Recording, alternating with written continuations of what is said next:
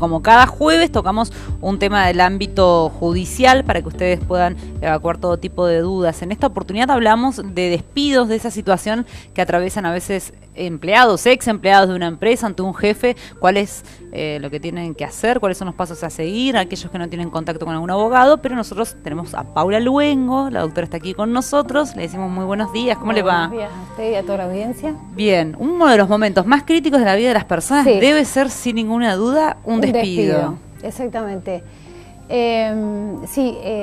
Hoy vamos a empezar a conversar acerca de una rama especial del derecho que es el derecho laboral. El derecho laboral, la función que tiene es regular la relación entre trabajador y empleador, esto es establecer los derechos y obligaciones del empleador y los derechos y obligaciones del trabajador, siempre teniendo en cuenta que a quien se debe proteger es al trabajador, porque como vos bien lo decías al principio, la parte que está en desigualdad de condiciones en esta relación jurídica es el trabajador. Sí.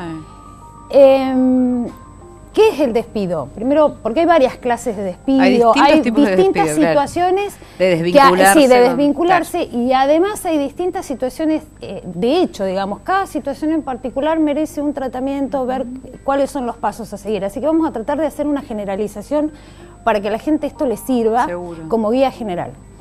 El despido es la decisión del empleador de manera unilateral de prescindir de los servicios de un trabajador, ¿no?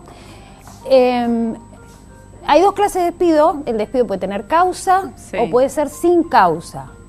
En el caso del despido sin causa, en este caso el empleador lo que hace es despedir al trabajador alegando una causa para despedirlo, valga la redundancia, causa obviamente que en teoría o en principio originaría el empleado. Claro. ¿Sí? Incumplimiento de tareas. Por ejemplo, incumplimiento de tareas, llega, no sé, tiene que haber una cantidad importante y registrada de inconductas del trabajador para que ese despido sea calificado como causado, ¿sí? Bien. Y además hay que tener no es que un día un jefe decide echarte y no es porque, por ejemplo, causales, exacto, sino tiene que estar comprobado. Llegó tarde una o dos veces, claro, y por eso puede despedirme con causa. Claro, no, de ninguna manera. Esto tiene que ser o sea, tiene que haber un registro de inconductas. Quizás para de que llamadas de atención. Exactamente. Es un tema también bastante amplio, claro, que por ahí lo podemos conversar en otro momento, pero bueno, el tema es este. Tiene que haber un registro, ¿por qué? Porque la prueba de la causa del despido, por supuesto, va a estar a cargo del empleador. Bien. De quien despide. También hay despidos sin causa. Los despidos sin causa, obviamente, como su nombre lo indica, son aquellos despidos en donde el empleador decide desvincular al trabajador sin tener un motivo. Claro. Que esto lo permite la ley laboral. ¿Sí? El empleador puede hacerlo, pero por supuesto regula una serie de derechos a favor del trabajador para protegerlo contra estas situaciones y obviamente que por otro lado para desalentar al empleador a que tome este tipo de decisiones, de desvinculaciones sin causa. El despido sin causa puede ser directo o indirecto. Estas son dos situaciones que me parecen importantes remarcar. El despido sin causa directo es cuando el empleador envía al trabajador el telegrama o la carta documento notificándole la desvinculación de la empresa. Tal fecha, en un mes. Exacto, ahora vamos a hablar de uno de los derechos exactamente que es el preaviso.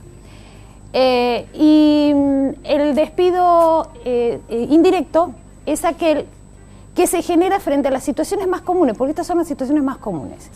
Por ejemplo, tengo un trabajador en una situación de trabajo no registrado. ¿Sí? Le pide a su empleador que lo registre 1, 2, 3 veces. El empleador hace caso omiso, entonces ¿qué hace el trabajador? Envía una carta documento al empleador intimándolo a que proceda a la registración de la relación laboral. Si esto no ocurre, el trabajador tiene derecho a considerarse despedido sin justa causa. O sea, se configura el despido, pero de manera indirecta. Si bien el empleador no me despide directamente, hay una serie de circunstancias que hacen que ese trabajador tenga derecho a considerarse despedido sin justa causa, a consecuencia de los incumplimientos por parte del empleador. Bien, desde el desconocimiento total. Comúnmente se dice el trabajador siempre tiene la razón y ante un juicio siempre lo gana, ¿es así? Y a ver, la mayoría de los casos que se llevan a juicio hay incumplimientos de parte del empleador. ¿sí? Pero obviamente en la generalidad, tampoco esto es una regla. Claro. Depende del caso, depende de la situación, obviamente. Si yo tengo un trabajador que inicia juicio porque estuvo laborando en negro, ¿sí? Y se consideró despedido frente a esta situación y el empleador no le pagó ninguna de las cuestiones que vamos a ver ahora, obviamente que va a ganar el juicio. Claro. ¿Sí? Y estas situaciones son las que lamentablemente por ahí se reiteran. ¿Sí? Son muy comunes, ¿no? Los juicios laborales. Sí, son. ¿Hay acuerdos previos? ¿Se puede llegar a un acuerdo antes del juicio también? Sí, hay un montón de mecanismos previos para evitar llegar a la contienda judicial, que es lo más complicado, obviamente, porque eso tiene ya tiempos que no se pueden manejar. O sea, entran a jugar de testigos, audiencias, pruebas. Es un proceso tremendo. Exactamente, es un proceso y además las pruebas, pero que lleva tiempo, digamos. Lleva bastante tiempo. Pero bueno, ¿cuáles son los derechos que frente a esta situación de despido incausado tiene el trabajador? Primero, la ley establece que el trabajador no se lo puede despedir de un día para el otro. Bien. ¿Sí? El empleador debe preavisar el despido con el tiempo de antelación que la ley establece. En este caso tenemos, estos plazos están en vinculación con la antigüedad del trabajador. Sí. Si el trabajador tiene hasta 5 años de antigüedad, se le debe preavisar el despido con 1 mes de anticipación. Y si tiene más de 5 años, 2 meses de anticipación. Bien. ¿Qué pasa durante este mes o 2 meses? El trabajador sigue concurriendo a trabajar, ya sabiendo que va a ser despedido, y inclusive la ley prevé una licencia diaria que se le debe otorgar para que pueda salir a buscar trabajo, nuevo trabajo, obviamente dentro de la jornada laboral.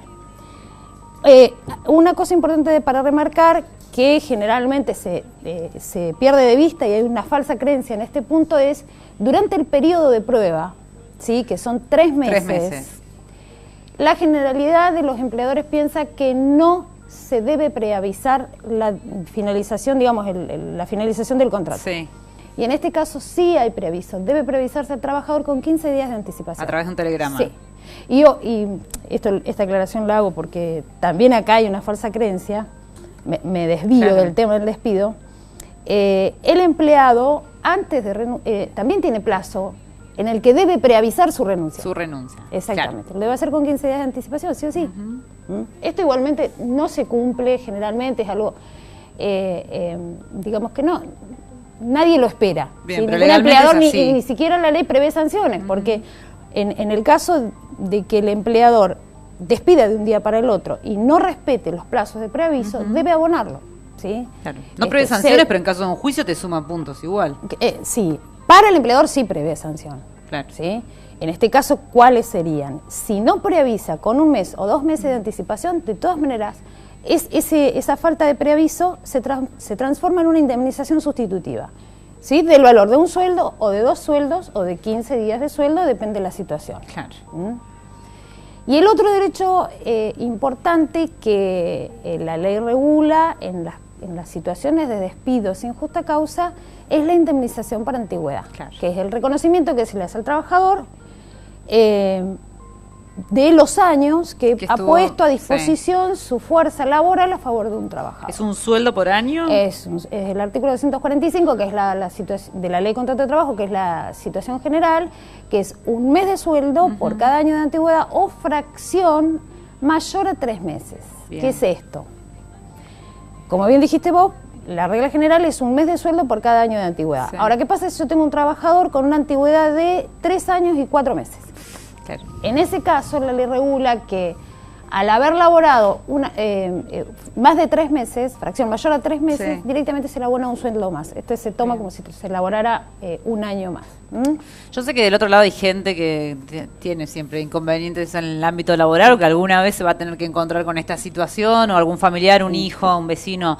¿Qué es lo que tiene que hacer esa persona que está del otro lado ahora, que no tiene un abogado amigo ni pariente? ¿A dónde recurre? ¿A quién va? ¿A quién le pregunta?